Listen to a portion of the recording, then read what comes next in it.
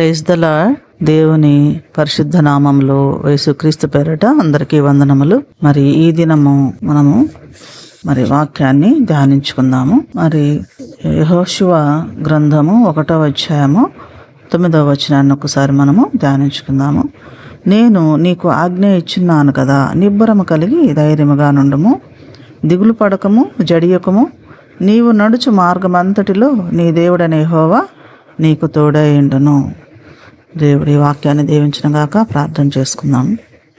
ప్రేమామయుడ, కృపామయుడ, మా స్థుతులకు కారణభూతుడైన గొప్ప దేవ, మీ బంగారు పాదములకు స్తోత్రాలయ్యా.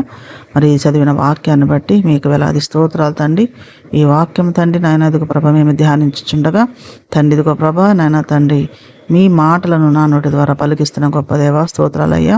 ఈ వాక్యం ప్రతి ఒక్కరి హృదయాల్లో నాయన తండ్రి బదుగో నాయన మీకే మహిమకరంగా ప్రతి ఒక్కరి హృదయాల్లో నాటబడ్డకు మీ కృపతోడుకం సహాయం చేసి నడిపించమని క్రీస్తు యేసు పేరట వేడుకొని ప్రార్థన చేస్తున్నాం తండ్రి. ఆమేన్. ప్రియ దేవుని బిడ్డలారా, మనము చదివినటువంటి వాక్యాన్ని ఒకసారి చూసినట్లయితే దేవుడు ఏం చెప్తున్నాడంటే, నేను నీకు ఆజ్ఞ ఇచ్చున్నాను. ఏం ఆజ్ఞ ఇచ్చున్నాడు దేవుడు? నిబ్బరము కలిగి ధైర్యముగా నుండము, దిగులు పడొద్దు, జడియొద్దు. నీవు నడుచు మార్గమంతట్లో కూడా నీకు నీ దేవుడైన యెహోవానైన నేను నీకు తోడై ఉంటానని దేవుడు మనకి స్పష్టంగా వాక్యం ద్వారా తెలియజేస్తుంది. అవునండి, మనం దేవుణ్ణి కనుక నమ్మి దేవుని బిడ్డలుగా కనుక జీవించినట్లయితే, దేవునికి ఇష్టమైన బిడ్డలుగా ఉంటే ఆయన ఏం చెప్తున్నాడంటే, మరి మనకి ఈ లోకంలో ఎవరైనా అలా భరోసా ఇస్తారని, మరి ఎవరైనా సరే మన బంధువులు కానీ మన స్నేహితులు కానివ్వండి, లేకపోతే ఈ లోకంలో ఎవరైనా సరే మనకు తెలిసిన వాళ్ళు కానివ్వండి, నేను నీకు తోడున్నాను, నీకు ఏ ఇబ్బంది వచ్చినా నేనున్నాను అనేవాళ్ళు ఈ లోకంలో ఎవరున్నారు చెప్పండి? మరి ఒక దేవుడు తప్ప, మన యేసుక్రీస్తు మన దేవుడు యెహోవా తప్ప ఇంకెవరైనా మరి అలా ఉన్నారా అంటే, మరి ఎక్కడి వరకు తోడుగా ఉంటానన్నాడంటే, నీవు నడిచే మార్గం అంతట్లో కూడా, నీవు ఏ స్థితిలో ఉన్నా కూడా నీ నడిచే మార్గం అంతట్లో నేను తోడుగా ఉంటానని దేవుడు సెలవిస్తున్నాడు.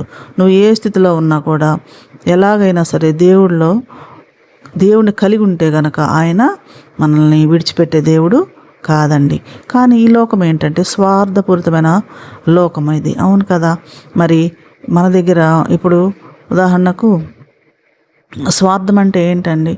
ఎవరి దగ్గరైనా ఏదైనా అవసరం ఉందంటే వాళ్ళతో స్నేహం చేస్తారు, లేకపోతే వాళ్ళతో మంచిగా ఉండడము. అలా ఉండి అయిపోయిన తర్వాత మళ్ళీ ఏం చేస్తారు? వదిలేసేసి మోసం చేస్తారనమాట. ఈ విధంగా మనం చూసినట్లయితే తప్పిపోయిన కుమారుని కూడా మనం ఒకసారి చూసినట్లయితే, ఆ బిడ్డ కూడా తండ్రి దగ్గర నుంచి మరి ఆస్తి తీసుకొని వెళ్ళిపోయిన తర్వాత అంతా ఖర్చు పెట్టుకొని, స్నేహితులంతా కూడా దగ్గరకు వచ్చారు, చక్కగా బాగా ఖర్చు పెట్టి చేశారు. అంతా అయిపోయిన తర్వాత మళ్ళీ అతను వదిలేస్తే మళ్ళీ ఎవరి దగ్గరికి వచ్చాడంటే తన తండ్రి దగ్గరికే మళ్ళీ వచ్చాడు అనమాట. తండ్రి చేర్చుకున్నాడు మరి ఆ బిడ్డని, తన కన్న కుమారుణ్ణి. ఆ విధంగా దేవుడు కూడా మనల్ని చేర్చుకుంటాడండి.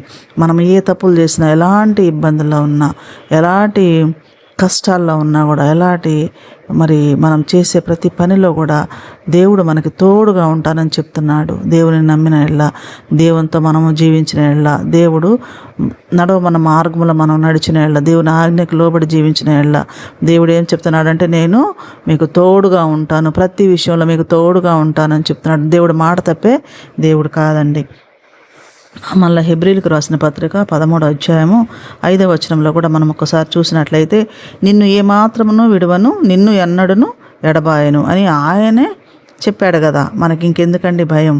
కాబట్టి ప్రభువు నా సహాయకుడు, నేను భయపడను, నరమాత్రుడు నాకేమి చేయగలడు అని మంచి ధైర్యంతో చెప్పగలవరమై మనం ఉండాలన్నమాట. ఎందుకంటే దేవుని మీద మనం అంత విశ్వాసం కలిగి జీవిస్తే, దేవునితో అంత నమ్మకంగా కనుకున్నట్లయితే, మనం ఇప్పుడు చదవబడిన వాక్యానుసారంగా మనము దేవుణ్ణి స్తుతించవచ్చు అండి. అవునండి, ధైర్యంగా మనము ఉండొచ్చు అనమాట. అంటే మనము కొన్ని విషయాల్లో భయపడతాము. అయ్యో, నేను దీంట్లో నాకు ఇలాగా, నేను దీనిలో ఫెయిల్ అయిపోయానే, లేకపోతే నేను ఇలా నష్టపోయానే, నాకు ఇలాగా జరిగింది అని మనం కొన్ని విషయాల్లో కూడా విచారపడుతూ ఉంటాము. కానీ ఎవరు వచ్చి కూడా మనకు సహాయపడే వాళ్ళు ఎవరు ఉండరండి ఈ లోకంలో. ఎవరు ఓదార్చే వాళ్ళు ఉండరు, ఎవరు కూడా మన గురించి అంత ఆలోచించే వాళ్ళు ఉండరన్నమాట. కానీ దేవుడు మాత్రము, నువ్వు ఏ స్థితిలో ఉన్నా కూడా దేవుడు మన గురించి ఆలోచించే దేవుడు అండి, మనకు న్యాయం చేసే దేవుడు. కాబట్టి దేవుని చెంతలో మనం ఉండాలి, అపవాదికి చిక్కకుండా దేవుని చెంతలో మనము దేవుని బిడ్డలుగా జీవించినట్లయితే దేవుడు ఎప్పుడు కూడా మనకి తోడుగా ఉంటారు. మనకి ఇక్కడ ఈ లోకంలో ఆస్తులు అంతస్తులు కాదండి, మనశ్శాంతి కావాలి, కొంత మనశ్శాంతి కావాలి. కాబట్టి అది ఎవరిస్తారంటే మన దేవుడే మనకిస్తాడు. శాంతి కావాలి, సమాధానం కావాలి. మరి ఇవన్నీ ఎక్కడి నుంచి వస్తాయి? దేవుడే కదండి ఇచ్చేది. మరి దేవుడు ఇవన్నీ ఇస్తున్నప్పుడు దేవుడిని మనము నిర్లక్ష్యం చేయటము అది సరైన పని కాదు కదండి. దేవుడు నేను ఎప్పుడు కూడా మీతో ఉంటాను, మీకు తోడుగా ఉంటానని దేవుడు చెప్తుంటే మనం ఏం చేస్తున్నాము? మనం వద్దని అక్కర్లేదని వెనక్కి వెళ్ళిపోతున్నాము. సాతాను బంధకాల్లోకి, అపవాది చేతుల్లోకి చిక్కిపోతున్నాం అన్నమాట. మరి ఇలాంటి సిచ్యుయేషన్ నుండి బయటకు వచ్చి దేవుని మరి మార్గంలో మనం నడిచినట్లయితే మనం నడిచే ప్రతి మార్గంలో దేవుడు మనకి తోడుగా ఉంటానని దేవుడు సెలవిస్తున్నాడు అనమాట. కాబట్టి దేవుడు మాట తప్పని దేవుడు అండి, మనకెప్పుడు కూడా తోడుగా ఉండే దేవుడు. కాబట్టి దేవుని మనము విశ్వసించాలి, ఆయన మార్గంలో మనము నడవాలి. అయితే మళ్ళీ ఇంకొక వాక్యాన్ని కూడా మనము చూద్దాము. ద్వితీయోపదేశకాండము 31వ అధ్యాయం 6వ వచనంలో కూడా చూసినట్లయితే భయపడకుడి అంటున్నాడు అనమాట.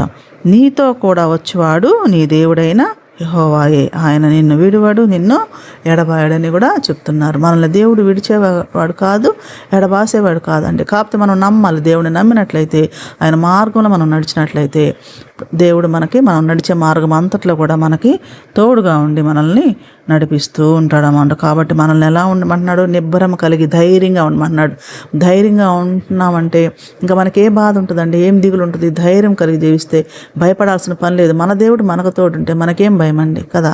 మరి అలాంటి విశ్వాసం కలిగి మనము దేవుని ఎలా నమ్మకం కలిగి జీవించినట్లయితే అవును దేవుడు మనం ఒంటరి వాళ్ళు మనం ఎప్పుడు ఫీల్ అవ్వకూడదండి. ఎందుకంటే ఎవరు ఈ లోకంలో ఉన్నా లేకపోయినా దేవుడు మాత్రము మనల్ని వదిలిపెట్టే దేవుడు కాదు. ఎలాంటి సిచ్యువేషన్లో కూడా మనల్ని అంటి పెట్టుకొని ఉండే దేవుడు, మనకి ఆ దూతల్ని కావలించే దేవుడు, రెక్కల చాటున భద్రపరిచే దేవుడు. కాబట్టి దేవుళ్ళో విశ్వాసం ఉంచి దేవుళ్ళలోనే మనము జీవిద్దాము, ఆయన రాజ్యంలో స్థానాన్ని పొందుదాము, దేవుని బిడ్డగా జీవిద్దాము. ఈ లోకంలో ఉన్నటువంటి సైతాను తంత్రాలకు మనం లోబడకుండా దేవుని యొక్క ఆజ్ఞకు లోబడి ఆయన బిడ్డలుగా జీవించాలని ఆశిస్తూ మరి ఈ కొద్ది మాటలు దేవుడు దీవించునుగాక. ఆమేన్. ప్రార్థన చేసుకుందామండి.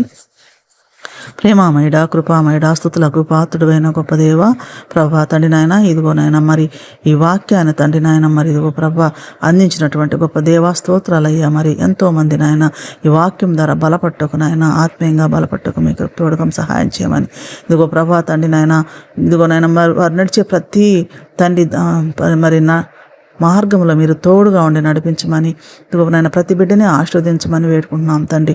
అదేవిధంగా తండ్రి ఇదిగో ప్రభా మీరు ఎల్లప్పుడూ తోడుండే దేవుడు నాయన, మీరు వదిలే దేవుడు కాదు ప్రభా. మేమైనా మిమ్మల్ని వదిలిపెడతాం కానీ మీరు వదిలిపెట్టే దేవుడు కాదు ప్రభా. అవును నాయన, అందుకనే తండ్రి నాయన ప్రతి బిడ్డ కూడా నాయన మీ చేయి వదలకుండా తండ్రి ఇదిగో నాయన మీ మంచి మార్గంలో నడుచుకుంటకు తండ్రి ఇదిగో ప్రభా ప్రతి మార్గంలో నేను తోడుగా ఉంటాను మాకు సెలవిస్తున్నాను గొప్ప దేవుడు కదా ప్రభా. మీకు లోబడి మీ ఆజ్ఞకు లోబడి మేము జీవించే భాగ్యం దయచేయమని ప్రభా, మిమ్మల్ని కలిగి ఉండే భాగ్యాన్ని మాకు దయచేయమని వేడుకుంటూ యేసు ప్రభు నాన్న వేడుకొని ప్రార్థన చేస్తున్నాం తండ్రి. ఆమేన్.